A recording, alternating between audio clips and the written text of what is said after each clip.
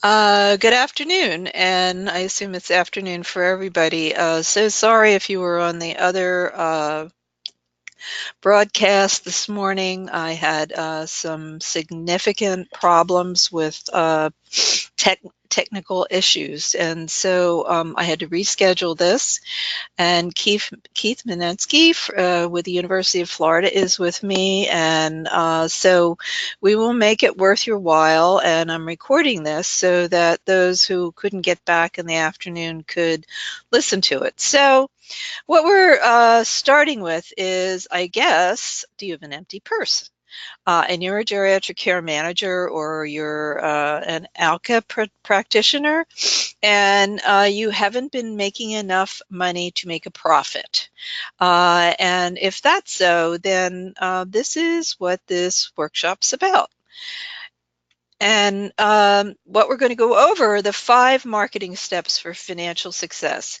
Geriatric care managers, mostly social workers and nurses, they're not wild about money. You can see that. And she's holding it and she has a smile. But because we came from professions that gave things away, it's very, very hard to bill 85%, which is what you need to bill to have a profit. Done many workshops on that. And so taking it seriously that, a good agency is also a profitable agency is something that you need to learn. And it's an ethical dilemma for all of us. So I'm going to start with an example, and I do this when I do webinars. This is a composite of people that I work with, and this is Sarah, social worker, and she has a public service background. A lot of people do. They've worked in hospitals. If they're nurses, they've worked in county governments and nonprofits. And she wanted to serve both rich and middle income clients, which we all do. And so she designed her GCM business on need, not demand.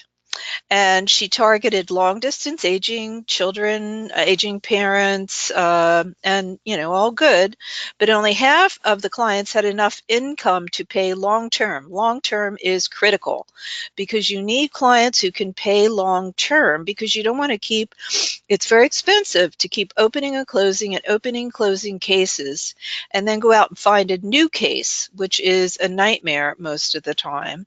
And all of that takes a lot. So you need long-term clients who can afford to pay you. She used copy called, like peace of mind. I am not a fan of peace of mind as a way to attract clients.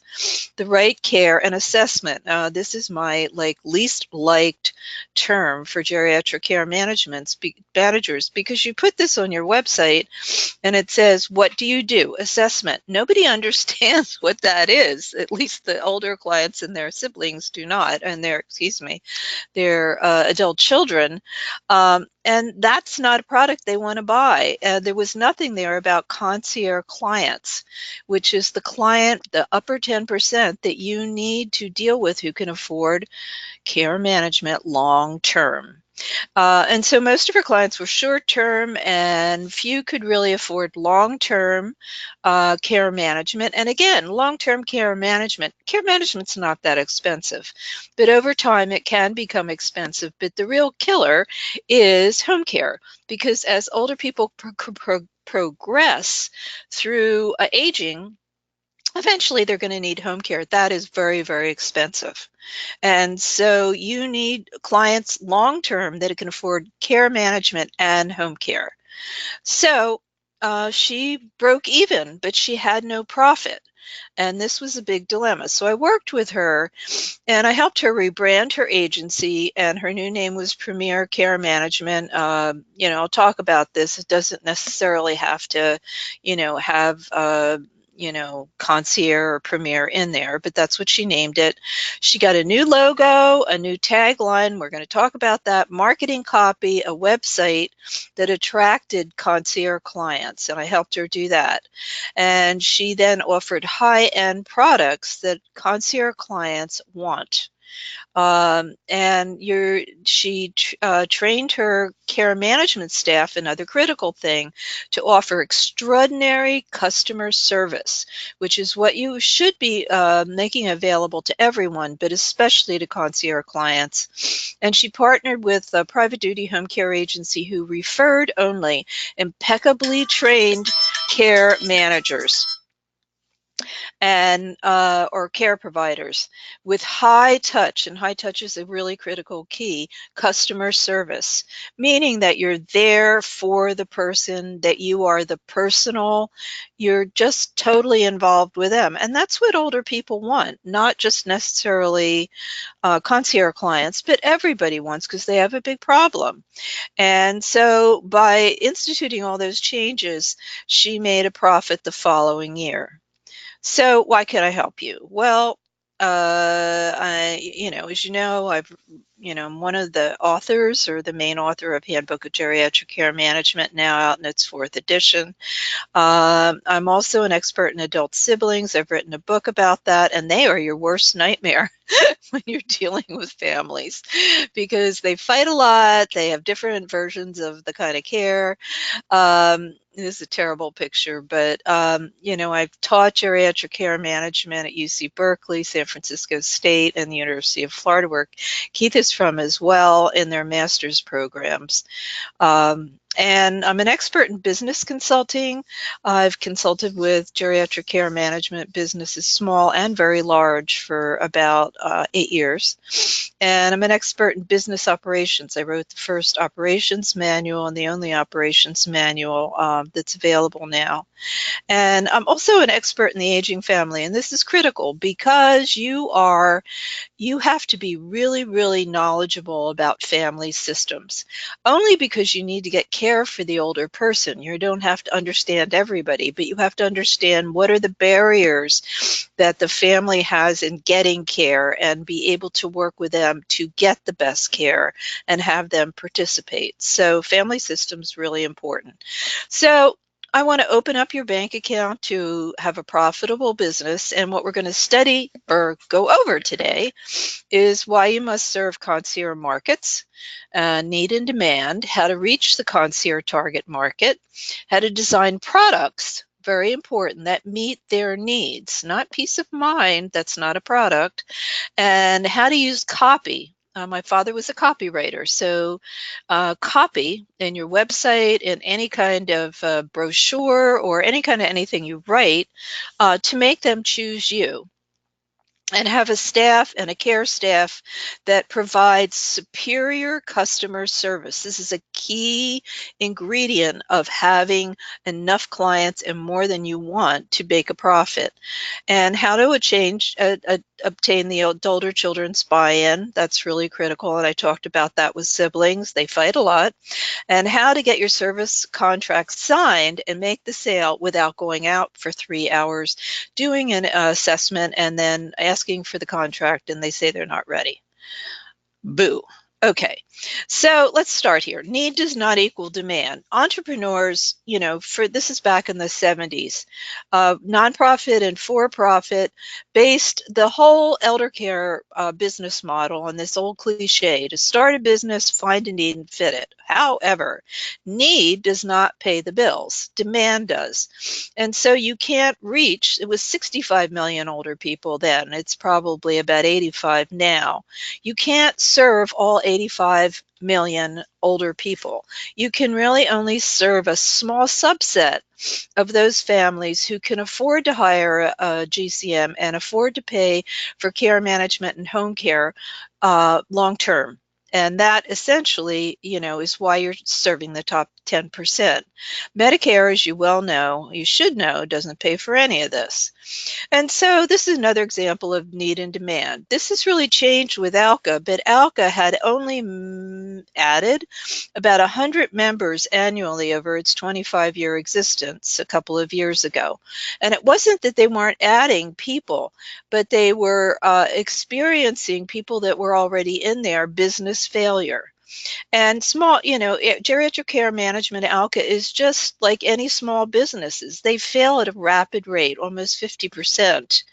And so And what was happening again was a lot of these people in the very beginning were trying to market to everyone, or they had no business experience, or both. And you have to market to the top 10% and know how to run a business. And again, it's because they confuse need and demand. And it was everybody: care managers, private duty home, home care, assisted living. This is only all affordable to the top 10%, all the senior services, because they're expensive. And because long-term care is expensive, it's not covered by Medicare. So, again, and this is probably 75% or maybe 85% now, 10% of Americans control, I would say, 95% of the wealth in the United States. So there's a big audience for this. It's not my favorite audience, but it is, if you have a business, the audience you need to have. And they're concierge physicians, and they're your largest niche market in GCM. So how to reach these concierge target audience? First of all, your brand, and you have an example here at Chanel that's been around for probably 100 years, and you won't have a brand like this because Chanel's been around for a long time, but you need to have a really, really good brand. You will reach them through your brand, and we'll talk more about that. You'll reach them through the internet, because among seniors, especially adult children, with an annual income of over 75,000, more than 90% go online to try to find you. They've probably seen you before they even need you. And that's why you have to have great copy in your website that appeals to the concierge client. And you reach them also through third parties, because third parties, they have the same clients that you do, and that would be elder law attorneys, concierge physicians, wealth managers, etc. So let's go into branding. Branding is about managing people's image of your company. It's a picture, but it tells them everything they want to know about your company. So you have to have a great brand, and make sure the image is in line with the benefit. So Chanel does. This is obviously an older dress, but it's classic. People are still wearing Chanel dresses and Chanel suits. Everyone knows about this. And so the image fits the benefits. And that's why you need to use concierge illustrations and copy. And to create a brand for concierge clients, your company needs to follow the Four Season Hotel. And I use this a lot. So this is their logo. The logo doesn't necessarily, it's a tree that's changing seasons, but it's very recognizable. And the tagline, which is really important, says "not the usual." And this is very appealing to concierge because they only want the best. And this is their copy: European style concierge services and 24/7 in-room dining, twice daily housekeeping, 1 hour pressing, just send 24 hours a day, send your pants out, get them pressed, round the clock laundry, dry cleaning, and additional guest services. So they are offering, whatever the client wants, they're going to give that to them. And you are too, with boundaries, and we'll talk about that. And this is their mission. This is Four Seasons missions: redefining luxury as service. And you really need to too. And you're not the only one. Concierge physicians do this. VIP hospital services. Stanford near me has been doing it for years. VIP hospital services are involved in, a zillion hospitals throughout the country now, where somebody meets you at the door, takes you up to a room appointed with great stuff that you love and you recognize, and you get gourmet meals. Now, the medical care is probably the same, but you are treated like a special person. So you want to refine luxury. And what Four Seasons says, to deliver on that promise, we realized we needed to harness the best of the best. And this is important. Employees who are dedicated, committed, and inspired to deliver great services. So you are only as strong as your weakest link. I say that all the time. That weakest link is your care provider, and you have to have them trained and dedicated and delivering great service. And that's really important. So it's all of these, but it's also the people that you hire. So what does your brand image and your benefits, what do they need to be? It needs to denote concierge or exclusive. The name of the company, it really can be any name. Four Seasons is any name. But the logo, and see that it's a great little logo, is important for the branding. But what's really important is the tagline. So think Apple. Apple is just, it's a fabulous computer system, even though I had problems with it this morning. It was Microsoft part of it. At any rate, and it's cross-platform. Every you put whatever Apple device is next to it, and it picks up the whole thing again. And so Apple, take a bite out of it. What is their tagline? Think different. And that's a great little tagline.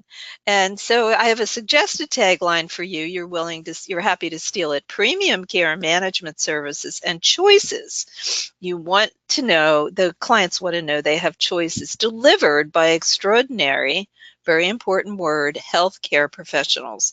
So this is the kind of copy that you need to put in there, and the kind of brand and the kind of tagline.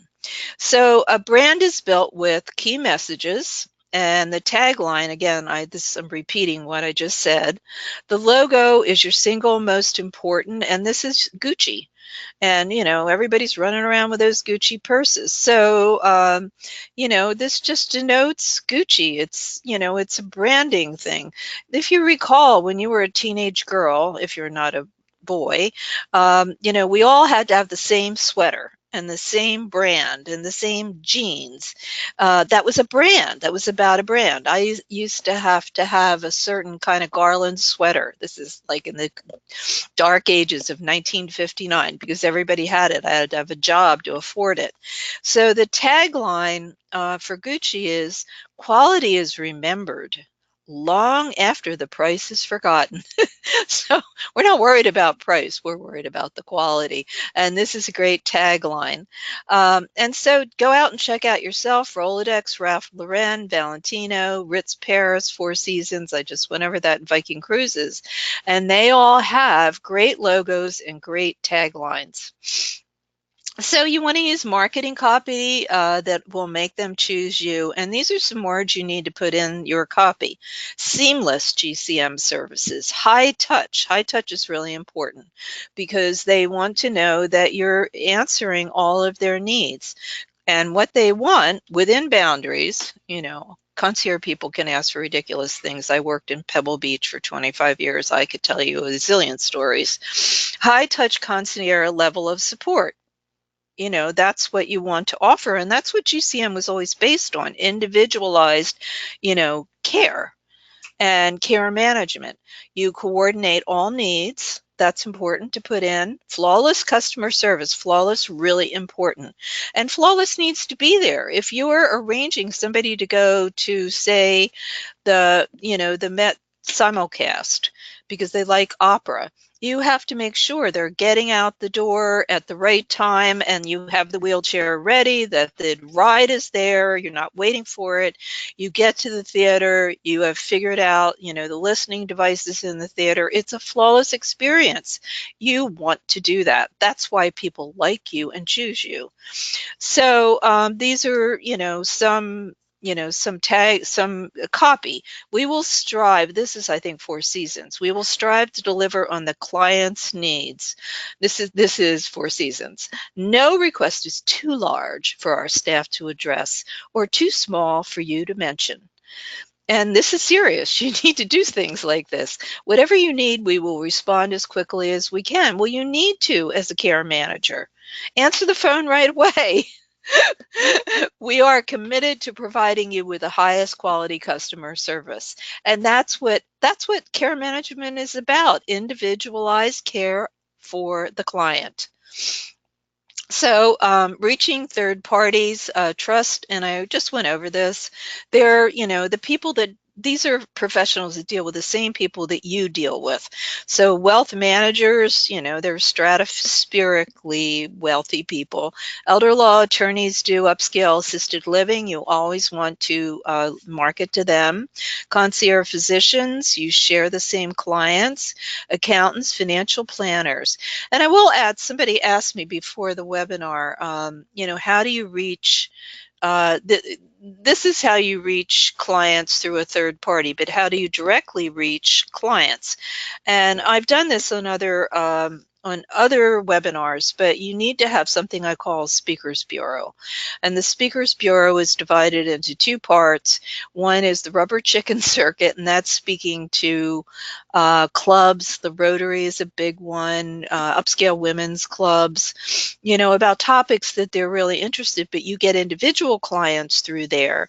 And then co-presentations that you would do with a bank or an elder law attorney, where you come up with a great topic that everybody's interested in. And then, you have a lot of individuals that come. So I won't go into that too much, but that's another way that you can get clients, individual clients. So products for concierge clients. Viking Cruises is, what did they sponsor? Downton Abbey. The Chi-Chi of the Chi-Chi. Ralph Lauren, Chanel, Prada. These are products that they love, and they live and breathe products, just like the teenage girls did. I myself, garland sweaters, had to have them. And this woman looks very happy with her Gucci purse. she, it's very special to her. So now, Keith, we're going to do a poll. All right, thank you. Yes, let me go ahead and get that started for everybody. You should see it now up on your screen there, and just take a minute to, the question is, what would help you most in starting or running a profitable GCM business or growing your own? And you can see the choices of answers there. GCM business modules, GCM clinical modules, operations manual standalone, operations manual with 10 clinical modules. I believe those are packages, and an operation manual with 10 business modules. Those are packages, Kathy? Is that Yep. how that works? Okay. Okay, so let everybody take a look at that.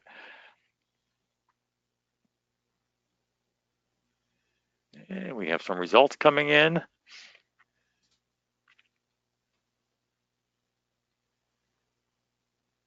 And we'll give it a couple of more seconds here. Looks like we have a few people that haven't voted.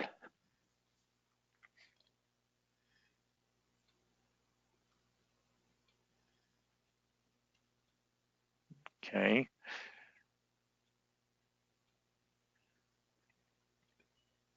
Is there anybody else that wants to respond? Okay, good. Well, let me read your results then here of what the poll suggests. There were 0 responses to the GCM business modules, the very first one. A 25% response to the GCM clinical modules. 25% response to the operations manuals standalone.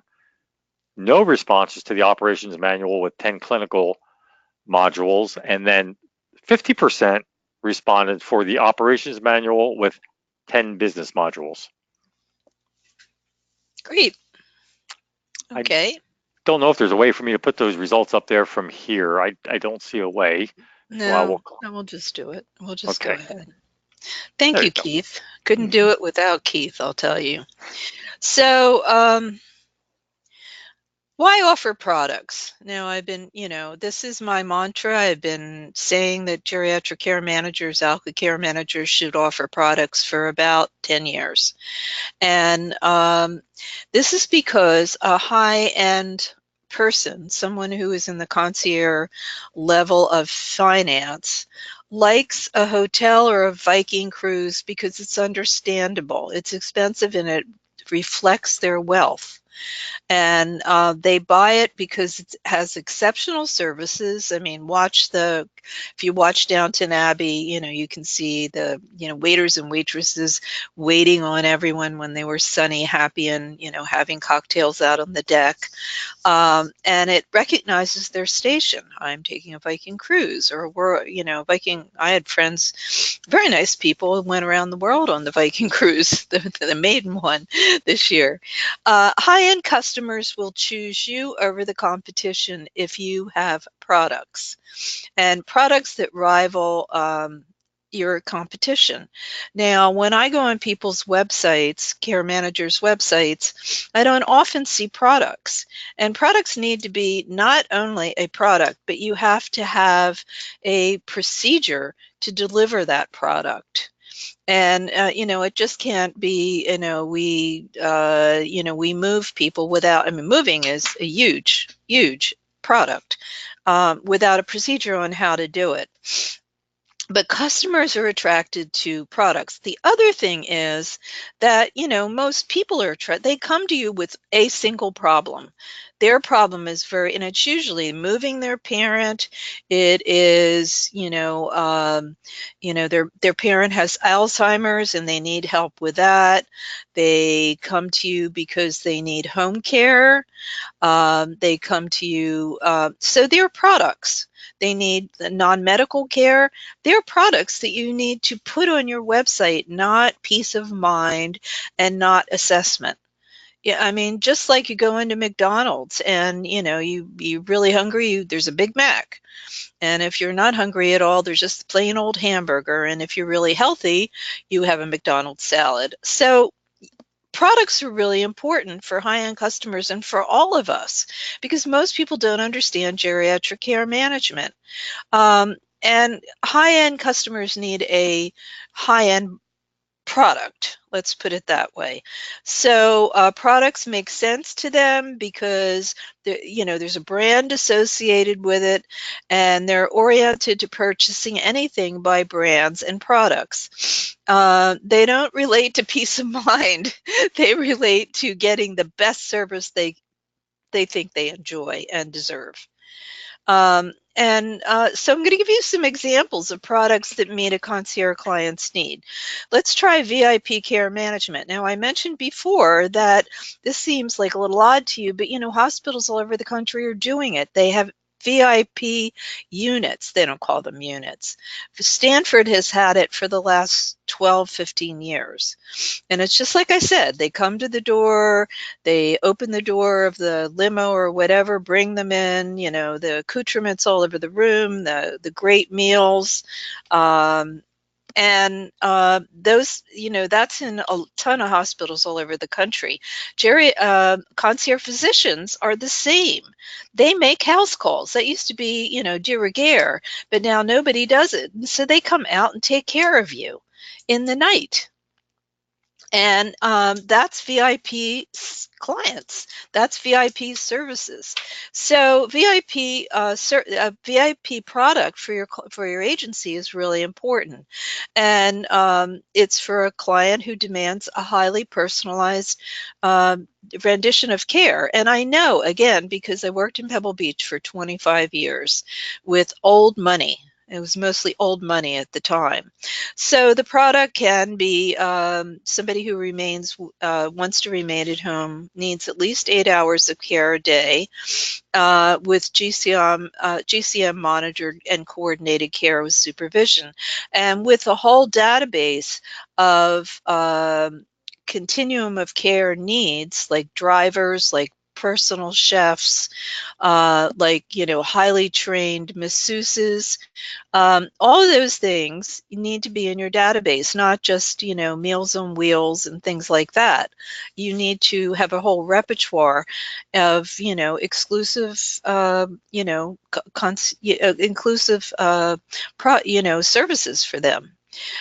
Quality of life care management is a great service for concierge needs, actually for anybody. And I just worked with an agency, and I put this in, and Nina Herndon put this together. She's brilliant. She's a care manager that a lot of people know. She does a lot of presentations at the national conference, and she originated this. And quality of life is, it's about your mind. And your mind is connected to your body. We in Santa Cruz, California know all this. I hope you do too.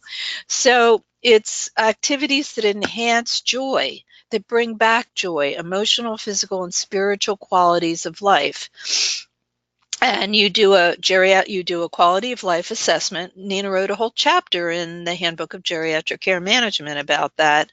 And then you create a care plan to create that, that activity that nobody's really probably asked, adult children. They're worried about the parent health, but they don't think about what gave them joy. And, that's why, you try to figure this out. So did they used to love being in a choir? Did they used to love going fishing? Did they used to love the opera and theater? Did they used to love tea parties? Whatever it is, I had a client that was in the VA. What the book One Flew Over the Cuckoo's Nest was about. That was the Jerry Psych unit at Menlo Park, and he had tons of money because he had PTSD, was never really able to spend the money he had, and all he wanted was a hamburger every week. And so we went out and took him to get a hamburger. That's quality of life to that man. And the VA was so happy with it. So quality of life is a great service to put in to your agency for concierge clients. Concierge Companion is another one that I would suggest, and all these are in my manual, designed to meet the needs of clients in facilities. So all the medical care is taken care of. This would be res care. That's in California. There's small care homes, assisted living, which and nursing homes. And, a lot of these facilities, you know, have a lot of activities, but really not enough, and it's not individualized. You only have one activities director. So it's going in and doing a quality of life assessment and getting these residents out and doing what they want, you know, going to a museum to see art because they can't paint anymore, going to we have a client in Santa Cruz that all he wanted to do was he wanted to go fishing. He couldn't go fishing anymore. He was in a nursing home, but he could go down to the wharf and watch people fish. That just gave him joy, and he loved the rodeo. Well, he couldn't ride any horses anymore, but he could be taken to the rodeo. And the facility wasn't going to do that. Plus, it keeps the facility happy because people stay there. So, this is another great product to add. And Personal Care Plus, this is non-medical care. People need vacuuming, and because of ADLs they can't vacuum or they can't shop anymore, they can't drive, but it's adding more than that to it. It's adding quality of life. So personalized services to again, do a quality of life assessment and take them to activities that the kids never talked to them about that. We once had a client, and I used the choir. Nobody had ever asked her where the joy was, and the joy was she used to sing in a choir, but she was in a wheelchair then, and nobody would have her. So they went out, and these were my students at San Francisco State, found a church that would take people in a choir, and she was just so joyful. So, day trips, exercise, and this is another concierge service, the product that you would like. So, how do you train your staff in extraordinary customer service? I've talked about that a lot. I love this picture. Um, your GCM service exceeds expectations. That's another byline that you need, a piece of copy you need to put in your material, in your copy. And you want to train your care management staff to offer seamless customer care. And I already gave you an example of what seamless is and how important it is. And it's just like call back right away. I do a lot of competition surveys for very large groups. I don't do them so much anymore. But I used to find, people answering the phone driving their car.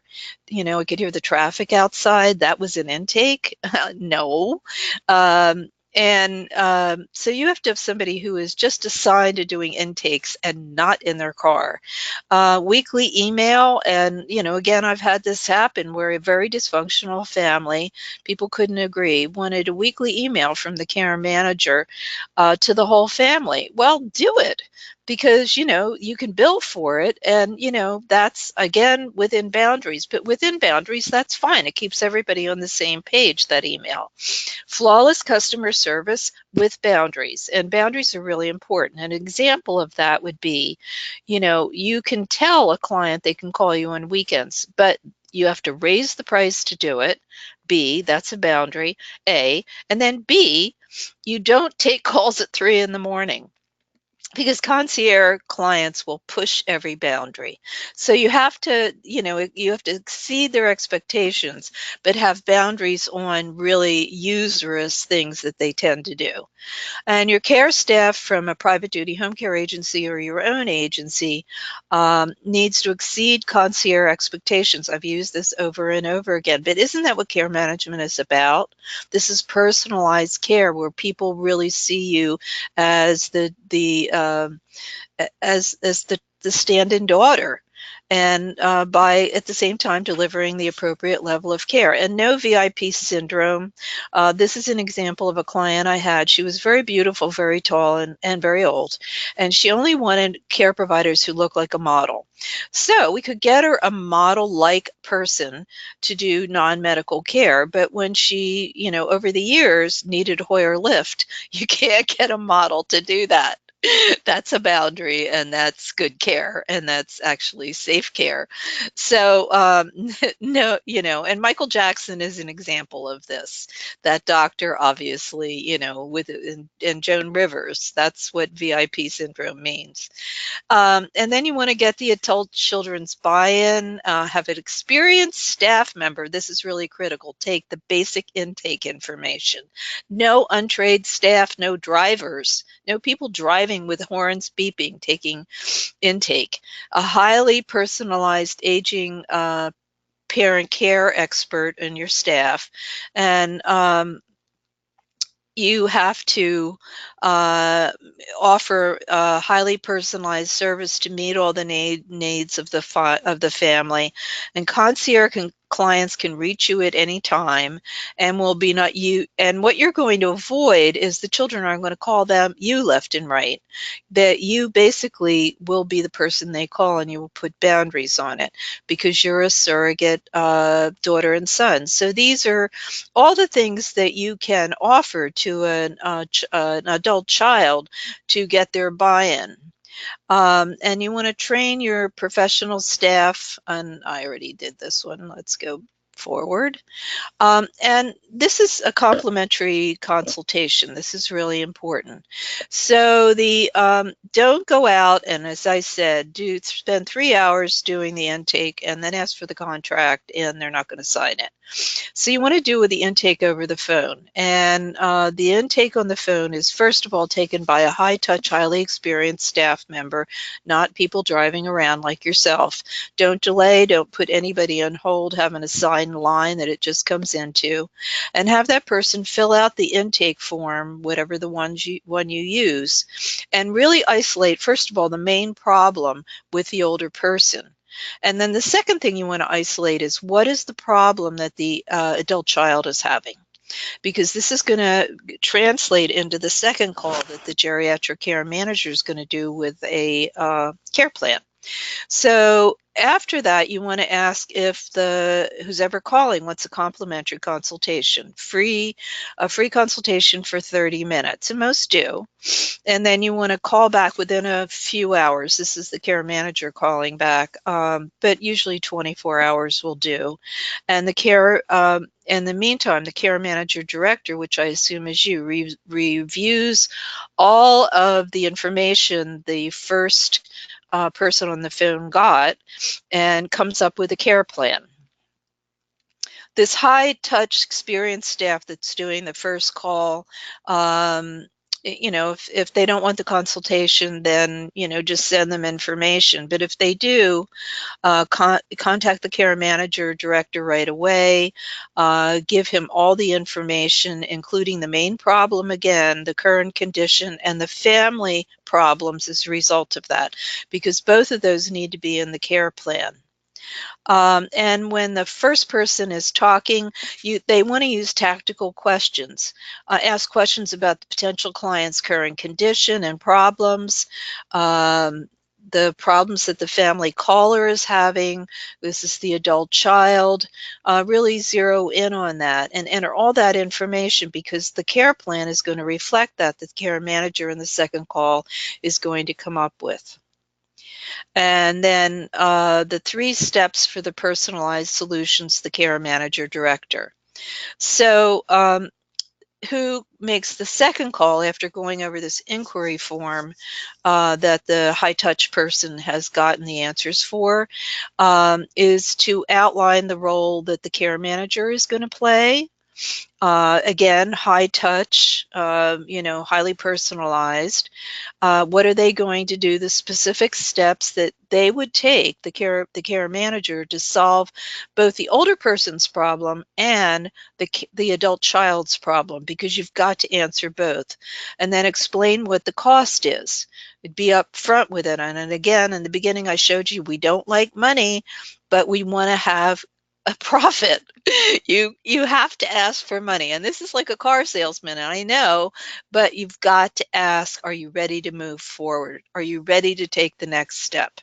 And then if they are, then ask for a signed contract, and you can get that out by Adobe.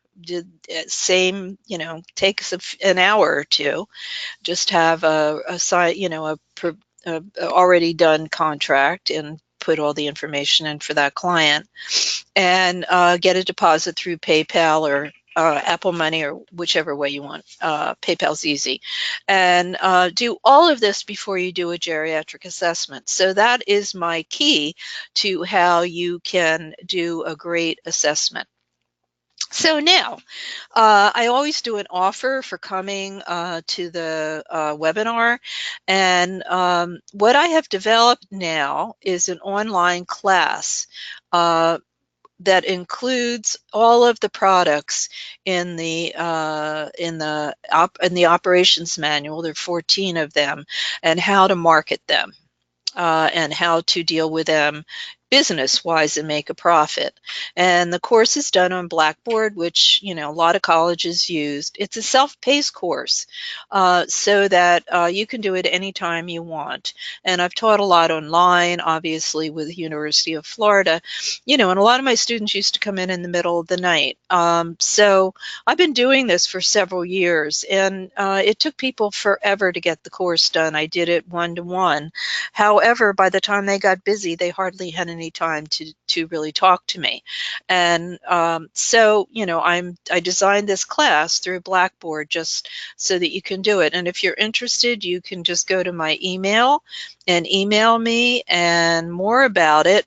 It includes 20 PowerPoint modules with an audio I am speaking, covering step-by-step procedures for the 14 products that concierge clients, are drawn to, and a marketing PowerPoint that encompasses all the marketing for each of those products, and exercises for you to do with each module on how you're going to market it. 20 lecture videos with each module, homework.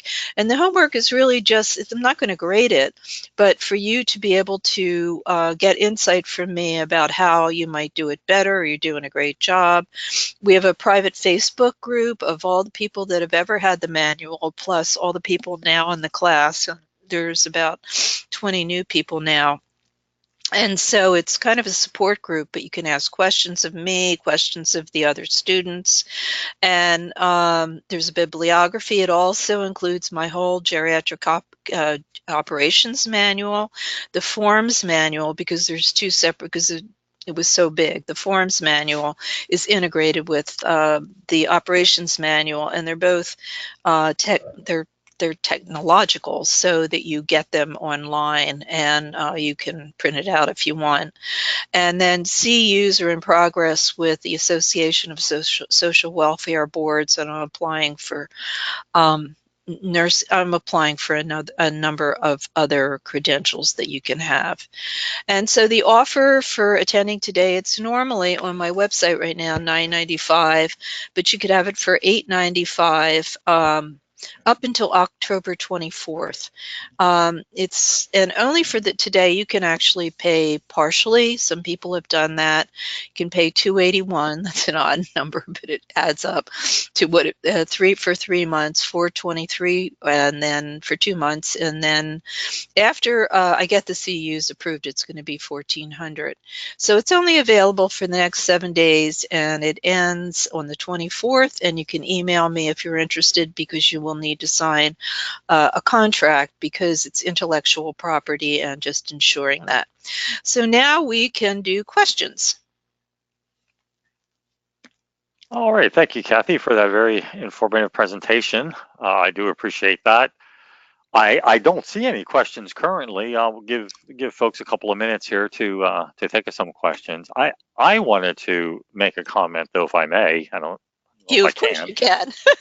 You're the co-presenter.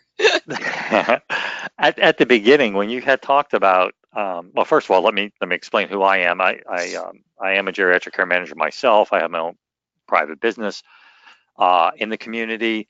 And so I am in tune with what Kathy, in fact, I have her book right here next to me, as a matter of fact, all of them, as a matter of fact, next to me here. So I'm very familiar with, what she is saying and what she's talking about. And I wanted to point something out for those who are starting out, and maybe for those who are, been in the business for a while, have found out that you do, or I do, longevity with your client, to me, is the key to success. If Yep. you do, right, I've had clients 12, 13, 15 years, because not because I'm so great, but because you do the things like Kathy mentioned. They expect 24/7 service. They expect it, doesn't mean you have to give it, but that's what they're paying you to do, the things that family members can't do because they're not there, or there is nobody. So that's what they're paying you to do these things. But you want your client for the long term, because it is a lot of work. Marketing people, getting out there, finding new people, making that good connection last. You'll go through. I've gone through probably, I don't know, Kathy, what would you say? 1 out of 10 to 20, maybe, that might come on board. I guess it depends Yeah, on. Is they're that a hard to fair? find. They're hard to Yeah. find, right? They're hard to find out there. So personally, and for my business professionally, I want to keep those clients because they're good. You build a rapport with them, you build an understanding with them, and you don't want to have to keep doing that over and over. So when your plate gets full with people, your job inherently becomes that much easier, because you can almost forecast what's going to happen next. What they weigh, or what they're supposed to weigh. How they're supposed to look. All the family members at that point. You don't want to keep starting that process all over again. At least, again, this is my opinion, but longevity with your client, I think, is the key, or one of the keys. So Okay. No, I totally agree, and thank you for, backing up what I'm saying. yeah, It's yeah, really important. So if you don't have questions, come up with them. Good grief. yeah. Come on, let's. We can. I could open up. I've been, as you were speaking, I've been looking around here, and I could actually open up the audio for everybody, so they Oh, don't you have to can. type anything. If you want to talk to me, you can. Yeah, let me see if I can go ahead and try that then, and see if anybody wants to chime in here. Oh, maybe I can't. Maybe I can. Let's see here. Oh, I thought I saw a way to do it.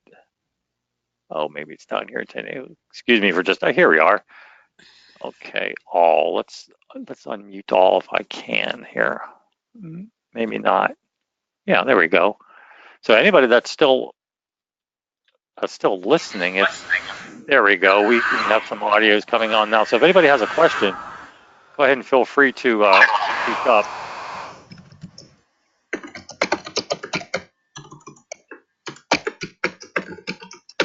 Yeah, there was a lot of stuff, Kathy, that you talked about that you can't see me, but I'm sitting there shaking my head thinking, yeah, okay, yeah, I know that. Family members, oh my goodness. Keith, this is Rebecca.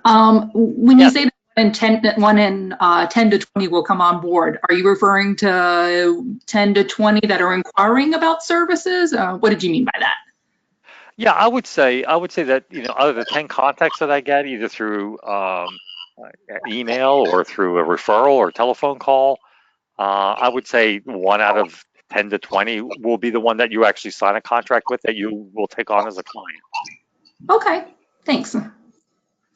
And Kathy was talking too about the ways to reach out, and your website is another way that people are going to. She talked about, I think, not formal, informal, but you talked about ways like going through a third party through trust officers and attorneys, physicians' offices, people like that. Your third party that's going to refer to you, or your website. Your own website would be, I don't know if that's a third party because it's maybe coming directly to you, but you may, and the things like Kathy mentioned, like the health fairs, are another good way to get out there and meet people, one-on-one direct contact. They may call you directly. There's lots of different ways to do it. Facebook. Yeah, and Keith and Kathy, what is your perception of social media? Do you think that that's an effective way to reach the adult children? I don't see a lot of care management companies really utilizing that to its full capability. So I guess what I'm curious about is if that's because it doesn't really work that well, or if people just aren't taking advantage. Kathy, can you take that? I'm not on Facebook. I am maybe, I don't want to be on Facebook. Let me put it that. It's not that I don't know how to work it. It's just that I will get absorbed with it, and I don't want to put myself. I've got too many clients to see to be. So I am not on Facebook, so I don't really know about that aspect of it. So I really can't speak to that. I would say that I really don't know. Those of maybe if anybody's listening that is involved with Facebook, maybe can speak better to that. I don't really get a lot of contacts really through the website either. Oh, that's interesting. Yeah. Really where I get most of my referrals now, again, because I have a pretty much full plate right now, so I'm turning down referrals because I just don't have them. I want to keep my business on a small scale. But I get them from friends. I get them from places where I used to work. I get them through the people that I have lunch with sometimes. It's interesting where the referrals come from. For me, again, I'm speaking for myself. I get referrals. I teach. Kathy mentioned the University of Florida. I teach online classes there in geriatric care management. So some of the students who come through there are contacting me now. That they know some people up in the area where I am, or their parents maybe are in Florida here somewhere. So that's another avenue. But again, that may be particular to me. But a lot of friends and people in the business, I think. Okay, thanks. Because that falls in line with also doing the speakers bureau, like Kathy talked about. Just getting the name out there. Yes. And if you do good work, if you could do the good stuff like Kathy was talking about, your name itself will get out there. People will talk about you. They will talk about you. It comes back around sometimes. You'll hear like a neighbor or somebody will say, "Oh yeah, somebody said they heard about your services. They said you did a really good job," or it will come back to you. It will come around. Anybody else? Kathy, are you there? Am I still muted? Can anyone hear me? I can hear you, yes. Oh, okay. Well, I put it in the question column, but I'm going to ask, as a care manager, this is a statement first. As a care manager, I do answer the phone at night.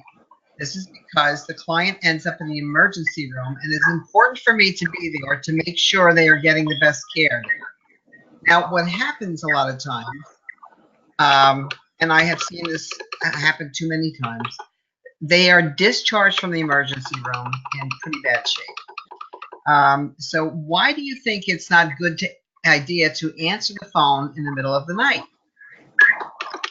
I'm a nurse, and Kathy knows me, and I do go in. Family sometimes calls me. Most of the time it's the family. Sometimes it's a nursing home or some place where the patient already is or the client is.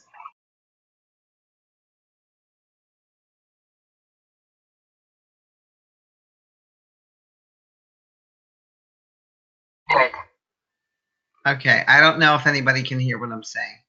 I did. Some reason something happened there. I don't know what Okay, happened. so Uh, I did something naughty. I don't know. Anyway, uh, so I've seen so many times and had my clients come home, and the wife was beside herself. I had one discharged with an acetabulum fracture, and they sent him home mm, from the emergency room, and he already had dementia started. Well, it was his downfall completely. And we mm. have a doctor who actually, we have an attending physician who does come to the home, so we're blessed with that. And he came, and anyway, long story short, he ended up in the hospital. Then he ended up in rehab, and he passed away not too long after that. But so much could have been averted if I had been in the emergency room the first time. His wife never told us, so we were not able to help. And I never would have let him go home. I would have asked the right questions, and that's what we as care managers do. You know, we know how to Right. ask the questions. So your point is that Why? Why Kathy not? says, yeah. I'm with you. Kathy and I, we agree on a lot of things, and some things we don't, and that's okay. That's good. That's what makes us good care managers.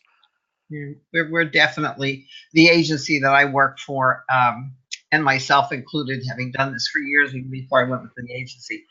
We really, really find that to be very important for us to go in the middle of the night. I agree. I think that I want to know. I'm like you. I don't like surprises. I don't want to get 4 or 5 texts on my phone when I get up in the morning and say, where were you? What's going on? I don't like playing from behind. Um, No, Keith, I mean, we about hit the ceiling with this one.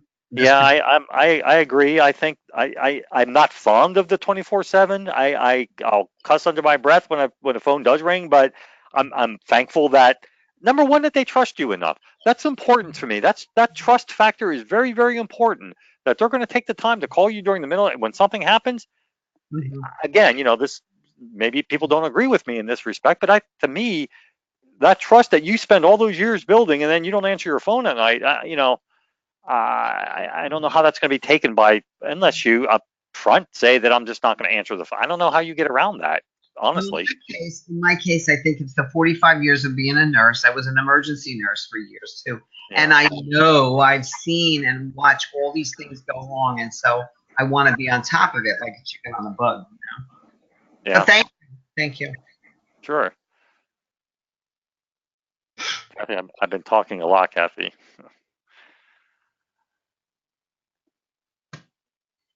I guess you're still with her. Are you still there, Kathy? Oh, maybe not. Is there any other questions? Anything? Does somebody make a comment or a point or anything else? I think we have a couple more minutes here. But Kathy was still here too. We must I have think lost. so. I hope Yeah. she is. I love what was said.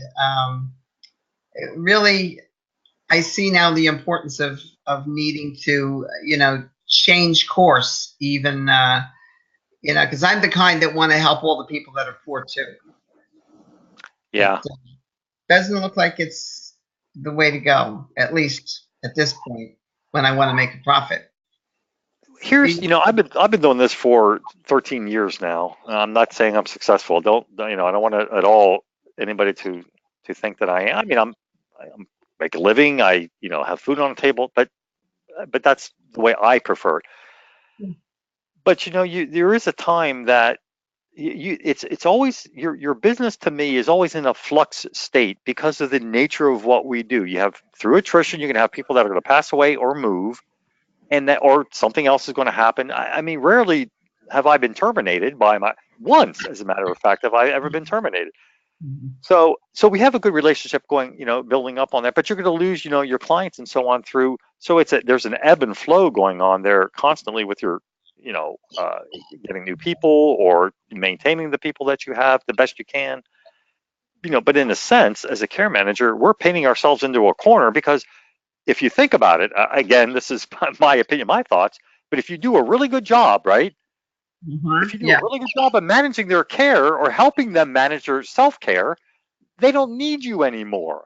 Right. You know, right? So, but something always comes up where you're being called in, or that you're being, uh, that you're being. Oh, Kathy called me here. Just a second. Hold on.